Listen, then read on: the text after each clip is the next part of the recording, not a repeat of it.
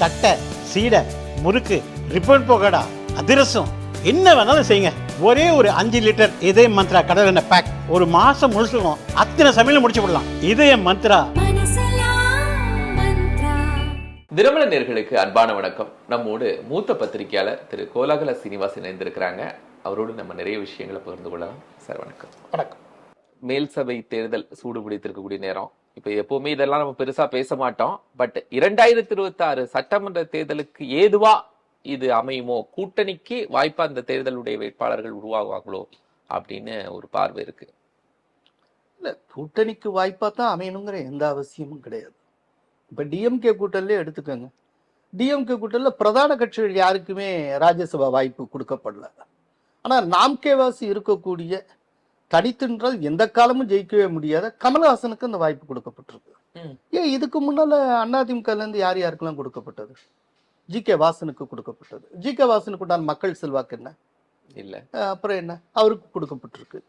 அதனால இந்த ராஜ்யசபா எம்பி சீட்டை யாருக்கு கொடுக்கறாங்க அப்படிங்கறத வச்சு அந்த கூட்டணியின் பலம் இல்லாட்டி கூட்டணி இதெல்லாம் பத்தி ரொம்ப பேச முடியாது. அதுக்கு வாய்ப்புகள் கிடையாது. ஜி.கே. வாசனுக்கு கொடுத்தது மத்தியில பாஜக விரும்பிச்சு அப்படிலாம் பேசப்பட்டுச்சு. பட் மக்கள் நீதி மையத்துக்கு கொடுக்கப்பட்டது அப்படிங்கிறது தேர்தல் உடன்படிக்கை. அவர் நமக்கு 39 தொகுதிகளிலையும் பிரச்சாரத்துக்கு போனாரு, அதுக்காக திமுக கொடுத்திருக்கு. அதுதான் எப்படி இருந்தாலும் கமல்ஹாசனுடைய தனிப்பட்ட செல்வாக்குங்கிறது என்ன? ஒண்ணுமே கிடையாது. இல்லைங்கிறீங்களா? ஒண்ணுமே கிடையாது. பிரச்சாரம் என்ன இருக்கு? அவர் ஃபர்ஸ்ட் டைம் உள்ள போன மட்டும்தானே ஏதோ ஓட்டு வாங்கினார். அதுக்கப்புறம் அவரோட இல்லையே, அவரே பல தேர்தல்களில் நிற்கவே இல்லையே. ஏன் நிக்கல? அவர் எக்ஸ்போஸ் ஆயிடுவோங்கிற பயம் தானே. அவர்லாம் நின்னா என்ன ஆகும்? ஒரு டயத்துல அவர் கட்சி ஆரம்பிச்ச டயத்துல தென்சென்னையில கொஞ்சம் செல்வாக்கு இருந்தது. இன்னைக்கு தென்சென்னை அவங்களால ஃபேஸ் பண்ண முடியுமா? நின்னா என்ன ஓட்டு வாங்குவாங்க? கடுது தெரிஞ்சு கட்டரும்பான கதை தானே அது. அதனால தான் கமல்ஹாசன் ராஜ்யசபா நோக்கி ஓடுறாரு. நான் பிரச்சாரத்துக்கு பயன்படுவேன் என்னன்னு. இதுல டிஎம்கேக்கு ஒரு ஆதாயம் இருக்கு. கமல்ஹாசன் நல்லா இங்கிலீஷ் பேசுவாரு, ஹிந்தியும் ஓரளவு பேசக்கூடியவர். இன்னொன்று கான்ட்ராவர்ஷியலா அப்பப்போ பேசி ஒரு ஆட்டம் பாம்பு போடக்கூடியவர். ஸோ பேசுறதுக்கு அவரை பயன்படுத்திக்க முடியும்ல. இப்ப இவங்க சொல்லணும்னு நினைக்கிற கருத்துக்களை கமல் மூலமா சொல்லுவாங்க. இது டிஎம்கே வழக்கமா செய்யக்கூடிய ஒரு ஸ்ட்ராட்டஜி. டிஎம்கே தான் சொல்லணும்னு நினைக்கிறத யாரோ ஒருத்தர் மூலமா பேச வைக்கும். சில நேரத்துல டிஎம்கே கருத்துக்களை திரும்ப பேசிக்கிட்டு இருப்பாரு. இப்படி யாரோ ஒருத்தரை பேச விடுவாங்க. இப்ப பார்லிமெண்ட்ல ரொம்ப கான்ட்ராவர்சியா இருக்கக்கூடிய ஒரு விஷயத்த டிஎம்கே பேசாம கமல் மூலமா திணிப்பாங்க. இப்ப நாளைக்கு இப்படி பேசிட்டீங்களா அப்படின்னா நாங்களா பேசினோம், கமல்ஹாசன் பேசியிருக்க, அவர் வேற ஒரு கட்சியினுடைய தலைவர், எங்களுக்கு என்ன தெரியும், எங்க உறுப்பினர்கள் பேசினா இந்த மாதிரி பேசினா நீங்க சொல்லுங்க அப்படின்னு சொல்லிக்கலாம். சோ இந்த மாதிரி பேச வைப்பதற்கு அவரை பயன்படுத்திக்கலாம். அதற்காக சில அந்த அடிப்படையில தான் போன தடவை அக்ரிமெண்ட் போட்டாங்க, இந்த தடவை அனுப்பிச்சு வைக்கிறாங்க. அவ்வளவுதான். இல்ல, நான் என்ன கேட்கிறேன்னா, திமுக மூலமா கமல் போனதுனால திமுகவுடைய ஊதுகுழலாவே மாறிடுவார்னு எப்படி நம்ம ஜட்ஜ் பண்ண முடியும்? ஏன் அவர் இப்போ ஒரு நிகழ்ச்சியில பேசியிருக்கிறது டிஎம்கே ஊதுகுழலா தானே பேசியிருக்காரு. சிவராஜ்குமாரை வச்சுட்டு அவர் பேசினார்ல. ஆமா, லாங்குவேஜ் உறவே உயிரே தமிழேன்னு ஆரம்பிச்சு அவர் பேசினார் இல்லையா. மணிரத்னம் அதனுடைய அந்த தக் லைஃப் சம்பந்தமா அந்த படம் தொடக்க நிகழ்ச்சியில அப்போ அவர் என்ன பேசியிருக்காருன்னு பாருங்க. அவர் பேசியிருக்கிறது முழுக்க என்ன, அதாவது கன்னடம் பிறந்தது தமிழில் இருந்து அப்படின்னு. அது உண்மையா இல்லையாங்கிறது ரெண்டாவது விஷயம். அதை இப்ப சொல்ல வேண்டிய அவசியம் என்ன? அது அந்த அவங்க எந்த பட நிகழ்ச்சி, அந்த பட நிகழ்ச்சிக்கு அதுக்கு என்ன தொடர்பு இருக்கு? அதை மெனக்கிட்டு எதுக்காக கிளம்ப? அரசியல் மேடை தக் லைஃபுக்கும் கன்னடம் எந்த மொழியிலிருந்து பிறந்ததுங்கிற மொழியியல் ஆய்வுக்கு என்ன சார் சம்பந்தம்? அதையே மெனக்கிட்டு கிளப்பி விடுறாரு. அதுக்கப்புறம் அங்க ஒரு போராட்டம் நடக்குது, அங்க இவருக்கு எதிர்க்கிறாங்க, எல்லாம் வருது. இப்ப ஒரு ஹீரோ மாதிரி ஆயிக்கிறாரு. இவ்வளவு இது பண்ணிட்டு அதுக்கப்புறம் திருவனந்தபுரம் போறாரு.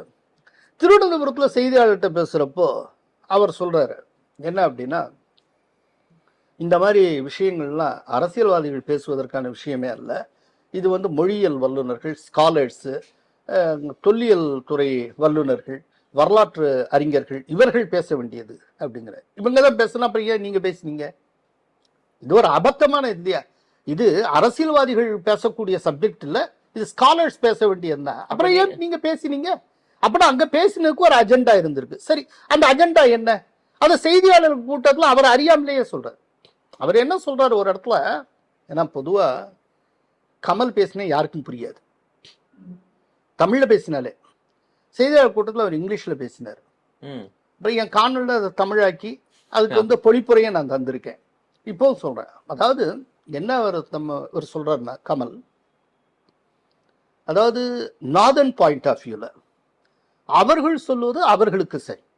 அவங்க என்ன சொல்றாங்க அதை அவர் சொல்லலாம். ரிப்போர்ட்டர்ஸ் அவங்களாவே ஏதாவது புரிஞ்சுக்க வேண்டியதுதான். சரி, அவர்கள் சொல்லுவது அவர்களுக்கு, நார்தன் பாயிண்ட் ஆஃப் வியூல அவர்கள் சொல்லுவது அவர்களுக்கு சரி. தென்குமரி பாயிண்ட் ஆஃப் வியூல நான் சொல்லுவது சரி. சரியா? இப்போ அவர்கள் முடிவு செய்ய வேண்டும்.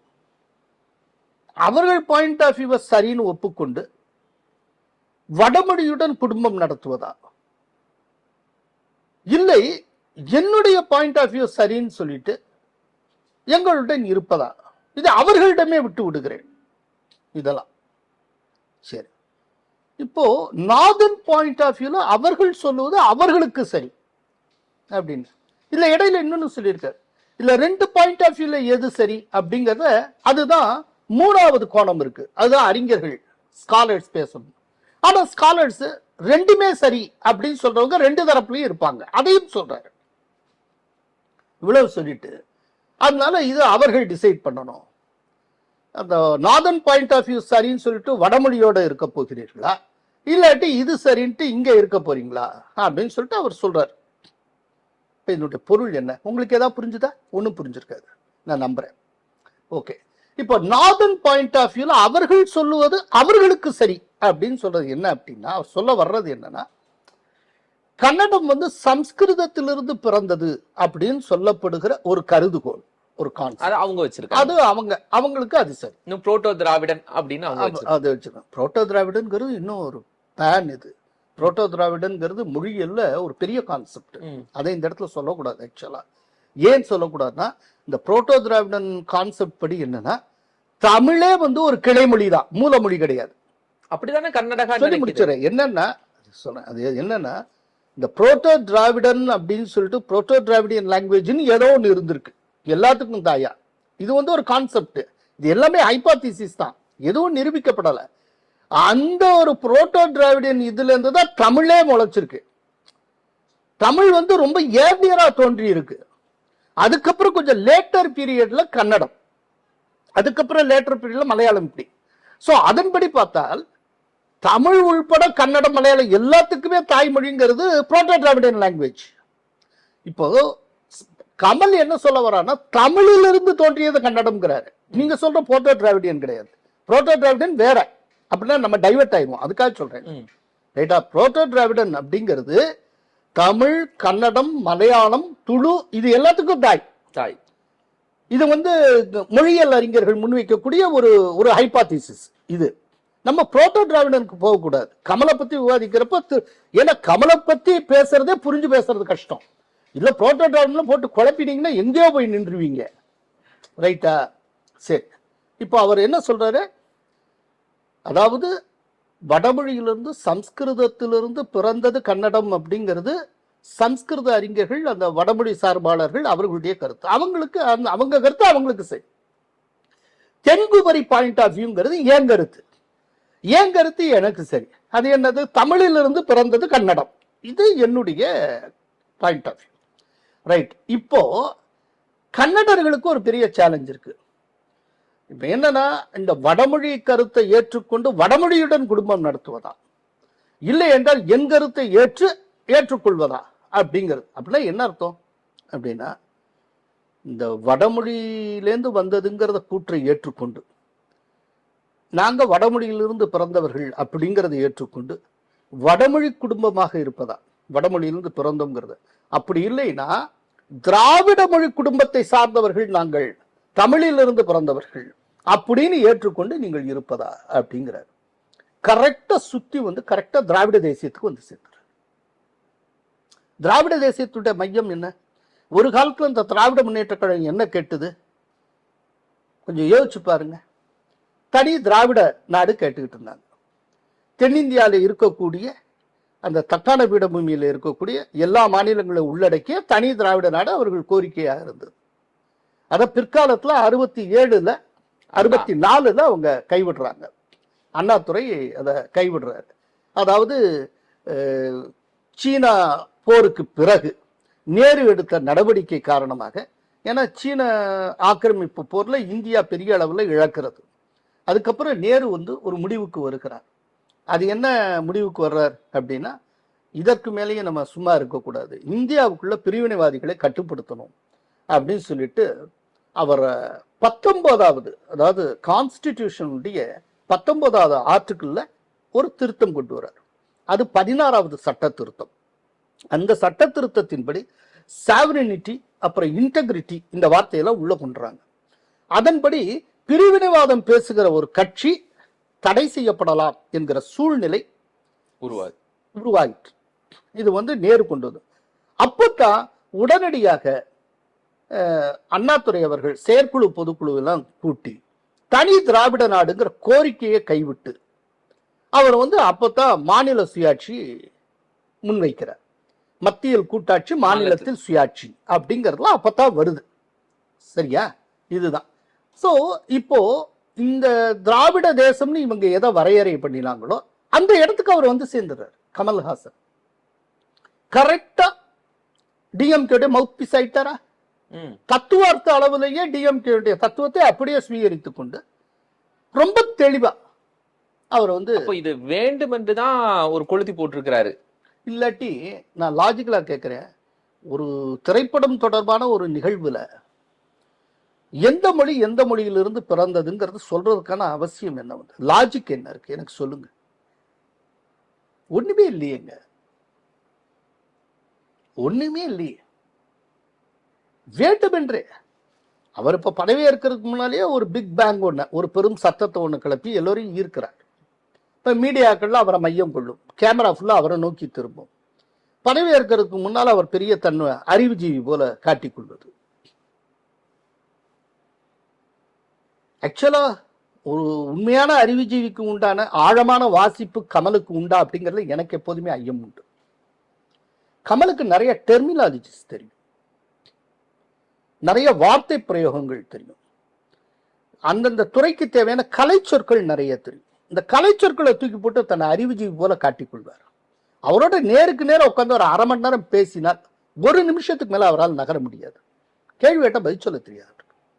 நான் அப்படித்தான் நினைக்கிறேன். அது முன்னால, ரொம்ப முன்னால் நான் ஒரு ஆர்டிக்கிள் எழுதியிருந்தேன்.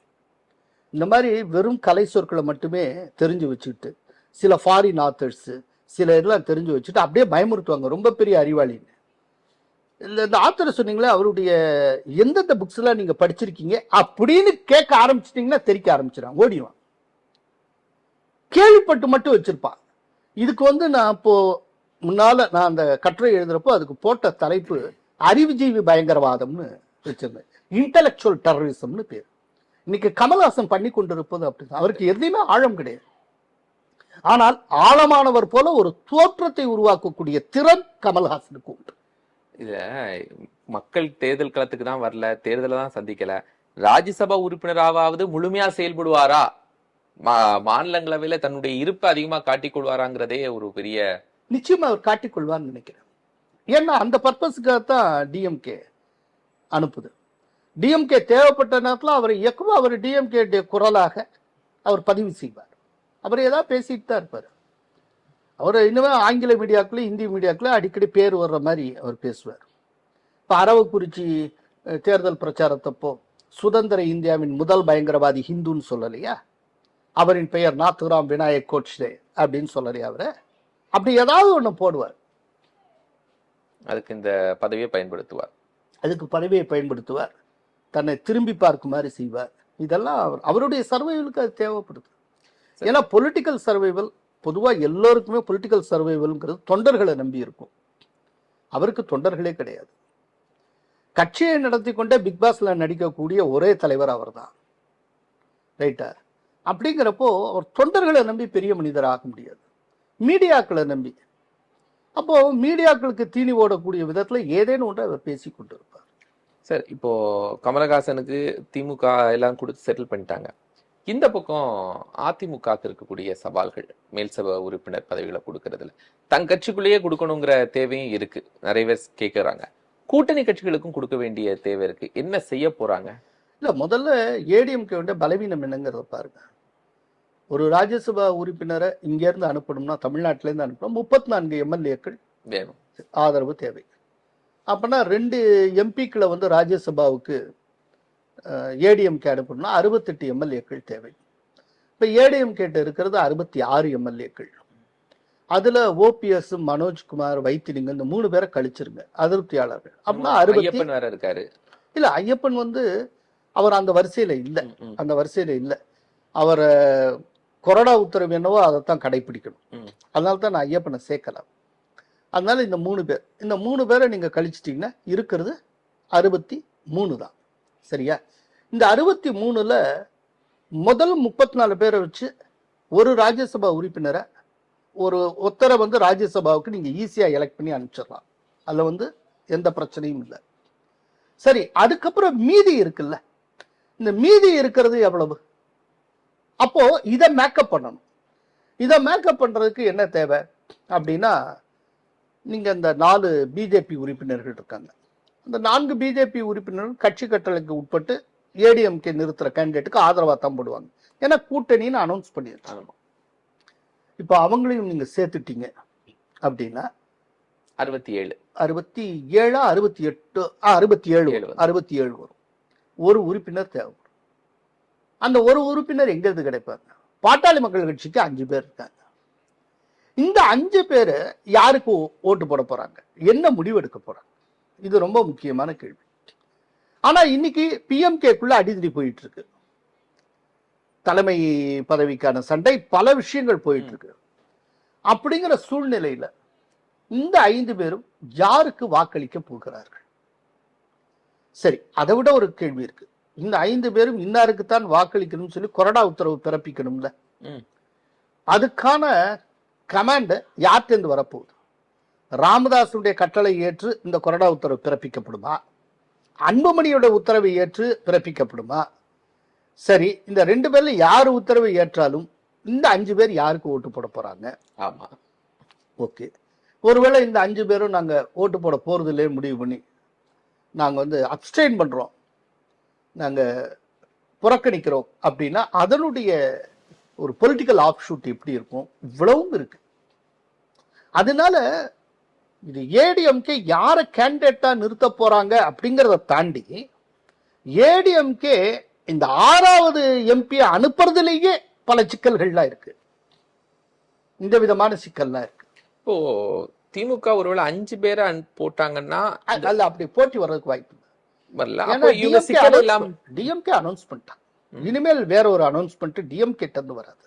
இப்ப ஏடிஎம்கே சைட்ல இருந்து 2 பேருக்கான ஒரு இது இருக்கணும். சரி, அவங்களே நிக்கிறாங்களா? இந்த சிக்கலை தாண்டி அவங்களே நிக்கிறாங்களா? நட்பு கட்சிகளுக்கு கொடுக்குறாங்களா சார்? ஒரு இது ஏடிஎம்கே நிற்கும். ஏன்னா தேமுதிக நெருக்கமா கிடைச்சிரும் நம்புறாங்க. தேமுதிக முயற்சி செய்து கொண்டு இருக்கிறோம். ஏன்னா தேமுதிகவுக்கு பிரதிநிதித்துவமே இல்லாமல் போயிட்டு இருக்கு. சட்டப்பேரவையிலையும் சரி, பார்லிமெண்ட்லயும் சரி, கிட்டத்தட்ட எந்த பிரதிநிதித்துவமும் இல்லை. அப்படிங்கிற நிலையில இதுலயாவது ஏதாவது ஒண்ணு கிடைக்கணும் அப்படின்னா, மக்களை சந்திச்சு அவங்க ஓட்டு வாங்க ரொம்ப கஷ்டமா இருக்கு. ஜெயிக்கிறது ஒரு பெரிய படாத பாடுபட வேண்டி இருக்கு. இது ஏதாவது கிடைக்கணும்னு அவங்க ட்ரை பண்றாங்க. இதுக்கு முன்னால் அப்படி ஒரு அக்ரிமெண்ட் போடப்பட்டதாக நாங்க ஒப்புக்கொண்டதாக பிரேமலதா சொல்லியிருக்காங்க. அப்படியெல்லாம் ஒன்றும் கிடையாதுன்னு சொல்லிட்டு எடப்பாடி பழனிசாமியும் சொல்லியிருக்கிறார்.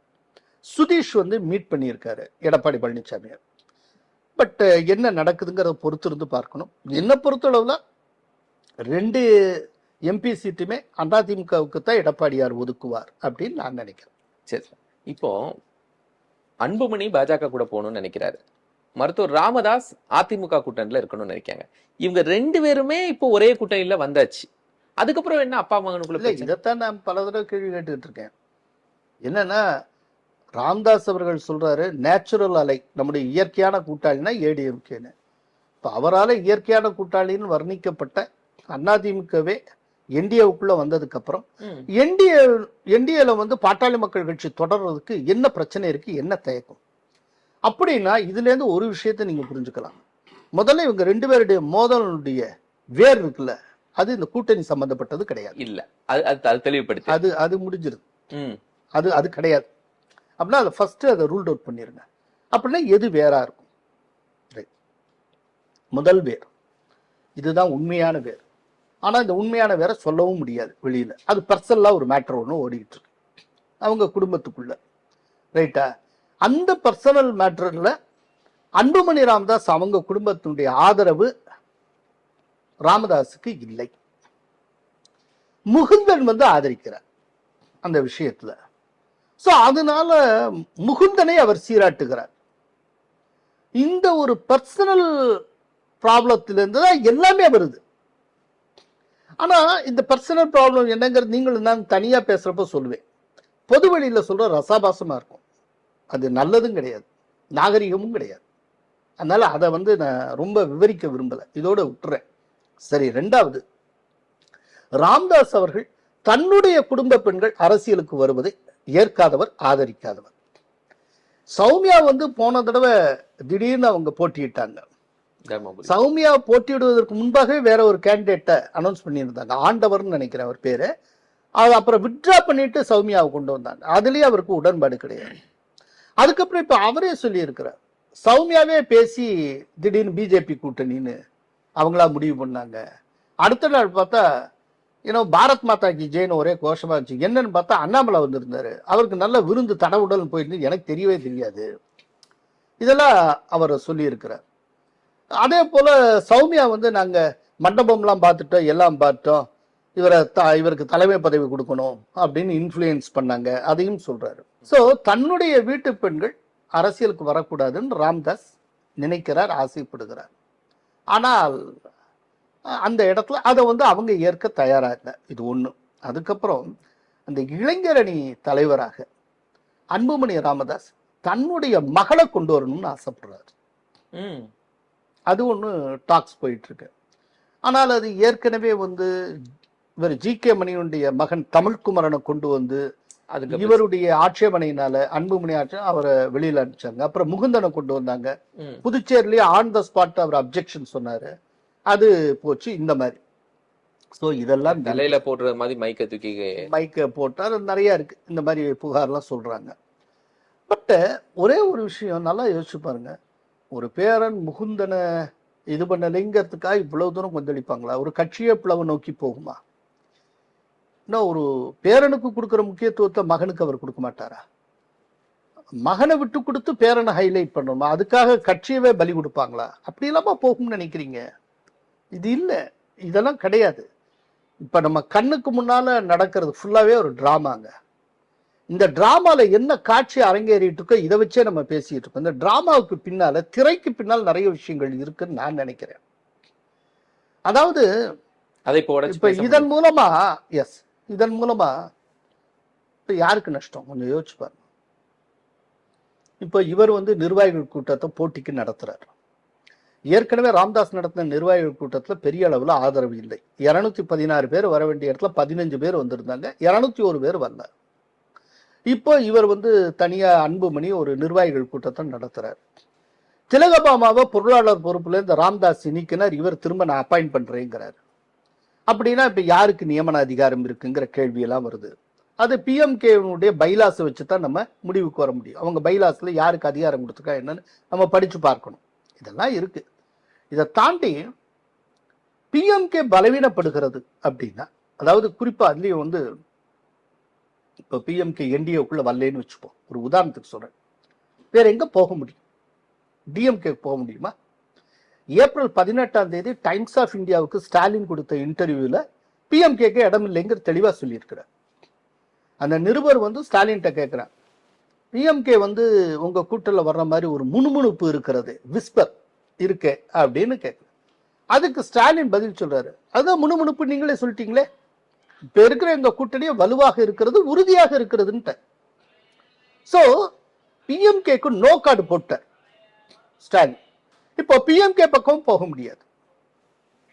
இங்க வர்றதுலயே நீங்க கட்ட போடுறீங்க அப்படின்னா நீங்க எங்க நிப்பீங்க? சரி, நீங்க தனியா போட்டிட்டு இந்த மாதிரி ஜெயிக்க முடியுமா? என்னைக்காது? இப்ப இதுக்கு முன்னால 2019 ADMKோட அலையன்ஸ் சைன் பண்றாங்க. அன்னைக்கு சாயந்தரம் பிரஸ் மீட் நடக்குது. அன்புமணி ராமதாஸ் எதனால் கூட்டணி வைத்தோம்னு விளக்குறார். அப்ப அவர் சொல்றாரு, ஒரு சிறிய மாநில கட்சியாக இருந்து கொண்டு நாங்கள் 2 கழகங்களையும் சாராமல் ஒரு அரசியலை நடத்த வேண்டும் என்று ஆசைப்பட்டோம். அதற்காக நியாயமாக பல ஆண்டுகளாக போராடினோம். ஆனால் எங்கள் முடிவை மக்கள் ஆதரிக்க தயாராக இல்லை. ஜனநாயகம் என்பது மக்களை சார்ந்தது. நாங்க தனிச்சுத்தானே போட்டியிட்டோம். அப்படி தனிச்சு போட்டியிட்டனால்தான் என்ன முதல்வர் வேட்பாளரை அனௌன்ஸ் பண்ணி நாங்க களம் கட்டோம். எங்க மக்களே எங்களை கைவிட்டாங்க. ஜனநாயகங்கிறது மக்களை மையப்படுத்தினது தானே. மக்களுடைய ஆதரவு இதுக்கு இல்லைங்கிறப்போ கூட்டணிக்கு தான் நாங்க போய் ஆகணும், எங்களுக்கு வேற என்ன ஆப்ஷன் இருக்கு அப்படின்னு. சோ இவ்வளவு தெரிஞ்சதுக்கு அப்புறம் தனிச்சு போட்டியிட முடிவுக்கு திரும்ப வருவாங்களா? அப்போ நீங்க பிஎம்கே இந்த அளவுக்கு பலவீனம் அடையுதுன்னா அதனுடைய முதல் நஷ்டம் யாருக்கு? என்டிஏ கூட்டணியை பலவீனப்படுத்துறது தான் இல்லையா? இல்லாட்டி என்டிஏ கூட்டணி பலவீனம் அடைகிறதுன்னு அர்த்தம். ரைட்டா? இப்போ அப்படி ஒரு சூழ்நிலை வந்தால் என்டிஏ கூட்டணி பலவீனம் அடைகிறதுனால யாருக்கு லாபம்? எந்த கூட்டணிக்கு லாபம்? திமுக கூட்டணி. திமுக. அப்படின்னா ராமதாஸுக்கு பின்னால் யார் இருக்கக்கூடும்? எந்த அரசியல் சக்தி இருக்கக்கூடும்? நான் ராமதாஸ் இயக்கப்படுகிறாரோன்னு யூகிக்கிறேன். டைரக்டா சொல்றீங்க திமுக தான். அதே எதுக்கு நீங்க அப்படி சொல்றீங்க? ஏதோ ஒரு அரசியல் சக்தி. என்டிஏ பலமடைந்து விடக்கூடாது, என்டிஏ சிறப்பான வெற்றியை பெற்றுவிடக் கூடாது என்று நினைக்கிற சக்தி அல்லது சக்திகள். அப்போ நேற்றுக்கு நடந்த கூட்டத்துல பாமகவுடைய முன்னாள் எம்எல்ஏ கமலாம்பாள் சொல்றாங்க, ராமதாஸ் அவர்களை யாரோ இயக்குறாங்க, அவரா பேசல அப்படின்னு அவங்க சொல்லக்கூடியதுக்கு பின்னாடி இந்த மாதிரியான அவங்க சொல்றதுக்கு முன்னாலே நான் பல தொலைக்காட்சியில சொல்லிட்டேன். என்கிட்ட வாங்கி அடிக்கிறாங்களா என்னன்னு தெரியாது எனக்கு. சரியா? சோ இந்த சந்தேகம் இருக்கிறது எனக்கு. ஏன்னா நீங்க நடுவாக போனீங்கன்னா ஒன்னும் தேராதுங்கிறது எல்லோருக்கும் தெரிந்த நிலையில். அதை விட லாஜிக்கலா ஒரு கேள்வி இருக்கு. நீங்க அதிமுக ப்ரிஃபர் பண்ணிருக்கீங்க. இன்னும் அதிமுகவே இன்னைக்கு என்டிஏக்குள்ள வந்ததுக்கு அப்புறம் என்ன பண்ண நீங்க அடிச்சுக்க வேண்டிய அவசியமே இல்லையே. என்டிஏல சந்தோஷமா ஒர்க் பண்ணலாமே. சோ அப்ப இவர் எதுக்காக ராமதாஸ் எதுக்காக அப்படின்னா யாரோ இயக்குறாங்க. அப்ப இயற்கையான கூட்டணி அதிமுகவை அவர் வலுவிலக்க செய்யற மூலமா அப்ப திமுக அவரும் விரும்புறாரா? ஏதோ ஒண்ணு. அதாவது என்டிஏ சிறப்பான வெற்றியை அடைந்து விடக்கூடாது என்று நினைக்கிற சக்தி இல்லாட்டி சக்திகள் ராமதாஸ் அவர்களை இயக்கி கொண்டு இருக்கின்றன அப்படின்னு நான் புரிஞ்சுக்கிறேன். அந்த மாதிரி இருக்கலாம், வாய்ப்பு இருக்கு. இல்லைன்னா இதுல இன்னொன்னு வைல்டு இன்டர்பிரிட்டேஷன் ஒன்று இருக்கு. இது எந்த அளவுக்கு சரியா இருக்கும்னு தெரியல. ஆனா அப்படி யோசிக்கிறதுக்கு ஒரு சின்ன ஸ்கோப் இருக்கு. ஒருவேளை ராமதாஸ் அன்புமணி 2 பேருமே டிராமா போடுறாங்களா? அதுவும் எனக்கு தெரியல. ஏன்னா இந்த 5 எம்பிக்கள் இருக்காங்க. இந்த 5 எம்பிக்கள் யாருக்கு ஓட்டு போடுறாங்கிறது ரொம்ப முக்கியம். ஒருவேளை இந்த 18ஆம் தேதி ஏதாவது ஒரு டெசிஷன் அவங்க எடுத்தாகணும். என்ன செய்ய போறாங்கன்னு தெரியல. ஒரு அழுத்தத்தை கொண்டு சௌமியாவுக்கு ராஜ்யசபா சீட்டை பெறுவதற்கான ஒரு முயற்சியா ஏதேனும் ஒன்று நடக்கிறதா அப்படின்னு பார்க்க வேண்டியது இருக்கு. அது என்ன ஏது எனக்கு ஒன்றும். ஆனா சௌமியா ராஜ்யசபா உறுப்பினராகிறதுல ராம்தாஸ் பெரிய அளவுல விரும்ப மாட்டார். ஆனால் அன்புமணிக்கு அப்படி ஒரு தேவை இருக்கலாம். ஒரு குழப்பத்துல இவரும் ரொம்ப டீப்பா போய் ஒரு குழப்பத்துல பிஎம்கே கொண்டு போய் நிறுத்துற அந்த சூழ்நிலையில இப்ப இந்த 5 பேர் என்ன செய்ய போறாங்கிறது ரொம்ப பெரிய கேள்வியா அப்படியே நெருங்க அந்த டேட் நெருங்க பெருசா மவுண்ட் ஆகும். அப்போ அதுக்கு ஒரு பதில் சொல்ல வேண்டிய கட்டாயம் ஏற்படலாம். அப்படி இருக்கலாம். இதுல என் யூகம் தான். இன்னொன்னு இருக்கு. இப்போ ராம்தாஸ் இந்த விதமா இயக்கப்படுறதுனாலயோ இல்லைன்னா இந்த மாதிரி பேசுறது மூலமா என்டிஏ உன்னுடைய எதிர்ப்பு சக்திகள் மூலமான சில ஆதாயங்களை பெற முடியும். அன்புமணி இப்படி பண்றது மூலமா என்டிஏ மூலமாக ஆதாயத்தை பெற முடியும். இந்த வியூகங்கள்லாம் உள்ளுக்குள்ள நிறைய யூகம். இதுல ஹைபாதிசிஸ் யூகம் எப்படி வேணாம். ஏன்னா இந்த காரணத்துக்காகத்தான் நாங்க அடிச்சுக்கிறோம் அப்படிங்கறத அவங்க சொல்லல. காரணம் எதுங்கிறத கிளியரா சொல்லாத நிலையில யூகங்களுக்கு எப்போது இடம் பதில். சோ அதனால அந்த யூகங்களை நான் முன்வைக்கிறேன். நான் சொல்றேன் இந்த யூகம் எல்லாமே சரியா இருக்கணுங்கிற அவசியம் இல்லை. ஆனா அப்படி நான் யூகிக்கிறேன். இல்ல இன்னொரு விஷயம் என்னன்னா, இப்ப ஜிகே மணிட்ட கேட்கிறப்போ ஒண்ணு கேட்கறாங்க, என்ன காரணம் அப்படின்னு. அதுக்கு அவர் சொல்றாரு, உட்கட்சி பிரச்சனையெல்லாம் ஒரு எல்லைக்கு மேல நான் ஓப்பனா சொல்ல முடியாதுங்க. பேச முடியாத நிலையில So, இருக்கேன், அப்படின்னா சொல்ல முடியாத காரணம் ஒண்ணு இருக்குன்னு அர்த்தம். சொல்ல முடியாத நிலையில இருக்கேங்கிறாரு. சொல்ல முடியாத காரணம் இருக்கிற வரைக்கும் பல்வேறு யூகங்கள் சொல்லப்பட்டு கொண்டே இருக்கும். இதுதான் பிரச்சனை. சார், நீங்க ஒரு அழகான வேர்டை காயின் பண்றீங்க. என்டிஏ கூட்டணி அப்படிங்கிறது அது கூட்டணி இல்ல, கூட்டணிகளின் கூட்டணி அப்படின்னு. இந்த கூட்டணிக்குள்ள வேற கூட்டணி வந்து சேர்றதுக்கான வாய்ப்பு இருக்கா அப்படிங்கிறத கேட்க விரும்புறேன். அதாவது வேற ஒரு தொலைக்காட்சி நிகழ்ச்சியில பேசுறப்ப நான் சொன்னது, இது வந்து கட்சிகளின் கூட்டணி அல்ல, கூட்டணிகளின் கூட்டணி. ஏற்கனவே இருந்த என்டிஏவும் ஏற்கனவே இருந்த ஏடிஎம்கே கூட்டணி இணைந்து புதிய என்டிஏவை உருவாக்கி உள்ளன. எனவே இது அலையன்ஸ் ஆஃப் அலையன்சஸ், கூட்டணிகளின் கூட்டணி அப்படின்னு சொல்லி நான் சொன்னேன். இதுல நிச்சயமா வேற சில கட்சிகள் உள்ள வருது. இந்த பாமக ஏதோ ஒரு இடத்துல செட்டில் ஆகி இந்த என்டிஏக்குள்ளதான் வரும்னு நான் உறுதியா நம்புறேன். அவங்க ஏதோ சில எதிர்பார்ப்புல பண்ணிக்கிட்டு இருக்காங்க. அந்த எதிர்பார்ப்பு ஓரளவுக்காவது ஃபுல்ஃபில் ஆயிடுச்சுன்னா வந்துருவாங்க. அது ஏதோ ஒரு டிராமா போயிட்டு இருக்கு, அவ்வளவுதான். அது வந்துடும் நினைக்கிறேன். அது தவிர்த்து தேமுதிக எங்க போவாங்கன்னு தெரியல. ஏன்னா ஆல்ரெடி டோரை க்ளோஸ் பண்ணி வச்சிருக்கிறார் ஸ்டாலின் அவர்கள். அப்படிங்கிறப்போ பிரேமலதா போறதுக்கு இன்னைக்கு ஏடிஎம்கே இல்லாட்டி என்டிஏ விட்டால் வேற வழி இல்லை. இப்போ பிரேமலதாவுடைய அந்த கட்சிக்கு எம்பி, ராஜ்யசபா எம்பி வாய்ப்பை எடப்பாடி வழங்குவாராங்கிறது டவுட்டு. அப்படிங்கிறப்போ ஒரு கோவிச்சுட்டு போனாலும் அவங்க எங்க போவாங்க? தனிச்சுன்னா என்னத்துக்கு ஆவாங்க? அவங்களும் இப்போ கோவிக்காமல் இந்த கூட்டணியிலே இருந்தால் ஏதோ 4-5 சீட்டு அவங்க எம்எல்ஏ எலெக்ஷன்ல போட்டியிட்டு சிறப்பாகவே ஜெயிக்கலாம். இப்ப அந்த வாய்ப்பை ஒரு ராஜ்யசபா எம்பிக்காக கைவிடுவாங்களா?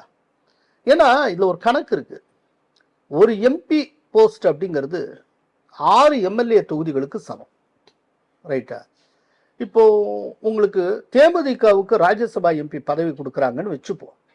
அப்பனா 6 எம்எல்ஏ தொகுதிகளை அதுக்கு விட்டு கொடுத்ததா அர்த்தம்.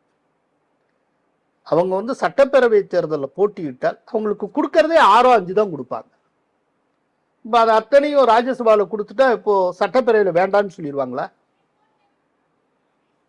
அப்ப எப்படி தாராளமா அப்படி தாரவார்க்க முடியும்? அப்படின்னா இப்போ வந்து ராஜ்யசபா எம்பி போஸ்ட் கொடுத்தாங்கன்னா சட்டப்பேரவையில் 1 தொகுதி கொடுப்பாங்க, 2 தொகுதி கொடுப்பாங்க. அந்த பிரேமலதா ஏற்றுக்கொள்வாரா? இதெல்லாம் சிக்கல் இருக்கு. அதனால பிரேமலதா எப்படினாலும் என்டிஏவுக்குள்ள மனக்கசப்போடையாவது இருந்துதான் தீர்வார். எதிர்பார்ப்பு தாவேகா நேகமா எலெக்ஷனுக்கு 3 மாதத்துக்கு முன்னால தாவேகா உள்ளே வரும் அப்படின்னு. ஆனால் அதே நேரத்துல ஆதவ் வந்து அவர் அது கிரிட்டிசைஸ் பண்றாரு, எடப்பாடியை பத்தி கிண்டலாக பேசி இருக்கிறார். இதெல்லாம் ப்ரெஷரை மவுண்ட் பண்றது. என்னன்னா இப்போ ரொம்ப பிராக்டிக்கலா பேசும். விஜய்க்கு இருக்கிற பிரச்சனை பலவீனம் என்னன்னு யோசிச்சு பாருங்க. விஜய் உள்பட, ஆதவ் அர்ஜுன் உள்பட எல்லோருக்குமே விஜய்க்கு எத்தனை சதவீத வாக்குகள் கிடைக்கும் தெரியாது. இப்ப நாங்க கருத்து கணிப்பு நடத்திருக்கோம், போட்டுக்கிட்டு இருக்கோம். இதெல்லாம் மூலம் ஏதோ ஒரு ஐடியா கிடைச்சிட்டு இருக்கு. இது எதுவுமே உறுதி கிடையாது. எலெக்ஷன் முடிஞ்சதுக்கு அப்புறம் தான் யாருக்கு எவ்வளவுன்னு தெரிய வரும். அது வரைக்கும் இது எல்லாம் யூகங்கள் தான், ரைட்டா? இப்ப ஏடிஎம்கேக்கு எவ்வளவு பர்சன்டேஜ் ஓட்டு தரவுகள் இருக்கு, ஒவ்வொரு கட்சிக்கும் தரவுகள் இருக்கு. தாவேகாக்கு என்ன தரவுகள் இருக்கு? இந்த தாவேகா போட்டியிட போகிற முதல் தேர்தல் இதுதான். அப்படிங்கிறப்போ நீங்க இதுதான் முதல் தேர்தல், உங்களுக்கு எவ்வளவு தொகுதி கிடைக்கும், எவ்வளவு வாக்குகள் கிடைக்கும்னே தெரியாத நிலையில உங்களை நம்பி முக்கியமான கட்சிகள் எத்தனை பேர் வெளியில வருவான், எத்தனை பேர் கூட்டணி சேருவான்? சரி, கூட்டணியே இல்லாமல் நீங்க தனித்து போட்டியிடுவது அப்படின்னு தாவேகா ஒரு முடிவு எடுக்கிறாங்கன்னு வச்சுப்போம். அது தற்கொலைக்கு சமமான முடிவா இருக்கும். நீங்க பர்சன்டேஜ் 10%, 12 வாங்குவீங்க, ஆனா ஒரு தொகுதி கூட ஜெயிக்க மாட்டீங்க. ஆனால் விஜயுடைய ரசிகர்களுடைய கற்பனையின் எல்லை என்னவாக இருக்கும்? விஜயை வந்து ஒரு பெரிய சீஃப் மினிஸ்டர் கேண்டிடேட்டா அந்த முதல்வர் நாட்களில் வச்சு அழகு பார்க்கறதா பிரம்மாண்டமா கற்பனை பண்ணிட்டு இருப்பாங்க. அவங்களுடைய கற்பனை எல்லாம் ரிசல்ட் வர்ற அன்னைக்கு நொறுங்கி போகும். ஒரு சீட்டு கூட ஜெயிக்கலைன்னா வேணா விஜய் வேணா பெரிய பொருட்செலவு செய்து அவர் போட்டியிடுற தொகுதியில வேணா ஜெயிக்கிறதுக்கு வாய்ப்பு இருக்கலாம். அவர் தாண்டி மற்றவங்க யாருமே ஜெயிக்காம போனா அப்ப என்ன ஆகும்? அவருடைய நீண்டகால அரசியல் திட்டத்துக்கு இது பயனுள்ளதா இருக்காது. அரசியல்ல வந்துங்க பெர்சன்டேஜ் ஆஃப் ஓட்ஸை காட்டிலும் வெற்றிங்கிறது ரொம்ப முக்கியம். இப்ப திருமாவளவன் வாங்கக்கூடிய பர்சன்டேஜ் எவ்வளவு பார்த்தா 1% 2% தான் இருக்கும். ஆனால் இந்த வெற்றியின் மூலமாக அவர் அரசியலில் நிலைத்து நிற்கிறார். வெற்றிங்கிறது ரொம்ப முக்கியம். இந்திய அரசியல்ல தொகுதி ரீதியான வெற்றி தான் எல்லாத்தையும் பேசும். பெர்சன்டேஜ் ஆஃப் ஓட்ஸை வச்சுட்டு ஒண்ணும் பண்ண முடியாது. அப்படிங்கிறப்போ நீங்க பெர்சன்டேஜ் ஆஃப் ஓட்ஸ் வாங்கிட்டு நான் 12% வாங்கியிருக்கேன் 13% சொல்லிட்டு இருக்கலாம். ஆனா உங்களை ரெப்ரசன்ட் பண்றதுக்கு சட்டப்பேரவையில் ஒருத்தர் இருக்க மாட்டாங்களே. இந்த கணக்கு அப்படின்னா அவருடைய அரசியல் எதிர்காலம் என்னவாகும்?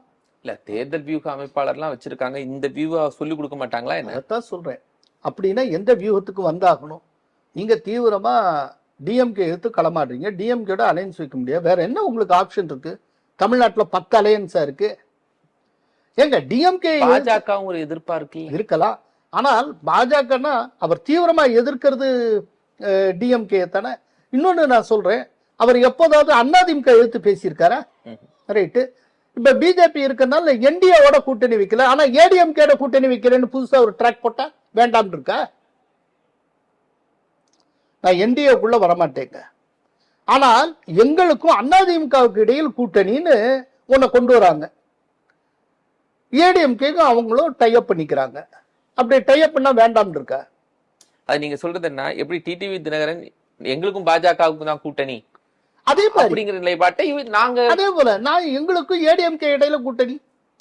இப்ப இந்திய கூட்டணி இல்லையாங்க, நாங்க அத்தனை பேர் இந்திய கூட்டணியில இருக்கோங்கிறாங்க. ஆனா இந்திய கூட்டணியில இருக்கிற கட்சிகள ஒரு சில மாநிலங்கள ஒருத்தருக்கு ஒருத்தர் எழுத்து போட்டிக்கிட்டாங்க. கேரளத்துல கம்யூனிஸ்டுகளும் காங்கிரஸும் போட்டிட்டாங்க. மம்தா பானர்ஜியும் கம்யூனிஸ்டுகள் காங்கிரஸ் மேற்கு வங்கத்துல போட்டிட்டு, ஆனா ஒரே கூட்டணின்னு சொல்றீங்க. இப்ப அதே போல வரக்கூடாதா? நீங்க பிஜேபி தானே எதிர்க்கிறீங்க, ஏடிஎம்கே இல்ல. நான் பிஜேபியோட கூட்டணி வைக்கல, ஏடிஎம்கேட கூட்டணி வைக்கிறேன்னு சொல்லி விஜய் சொன்னால் வேண்டாம்னு இருக்கா? அதுதான் சொல்றேன். விஜய்க்கு வேற போக்கடம் கிடையாது. ஜெயிக்கணும்னு ஆசைப்பட்டார்னா, சிறப்பான வெற்றியை அடையணும்னு ஆசைப்பட்டால் அவர் அலையன்ஸ் வச்சே தீரும். அலையன்ஸ் வைக்கணும்னு ஒரு முடிவு பண்ணால் ஏடிஎம்கே தவிர்த்து அவருக்கு ஆப்ஷன்ஸ் கிடையாது. வேற என்ன ஆப்ஷன் இருக்கு? ஒண்ணுமே கிடையாது. ஆப்ஷன்ஸே கிடையாது. அப்படிங்கிறப்ப ஏடிஎம்கேட தான் அலையன்ஸ் வச்சாகணும். அதனால தேர்தலுக்கு 3 மாசத்துக்கு முன்னால ஒரு மிகப்பெரிய மேஜிக் ஒண்ணு இருக்குங்க, அது உறுதி. நிறைய தகவல்கள் சார், அதுக்கு உள்ள புது புதிய நிறைய சம்பவங்கள்லாம் சொல்லியிருக்கிறீங்க. ரொம்ப மகிழ்ச்சி. நன்றி. நேர்களே, மற்றும் ஒரு நிகழ்ச்சியில நம்ம சந்திக்கலாம். நன்றி.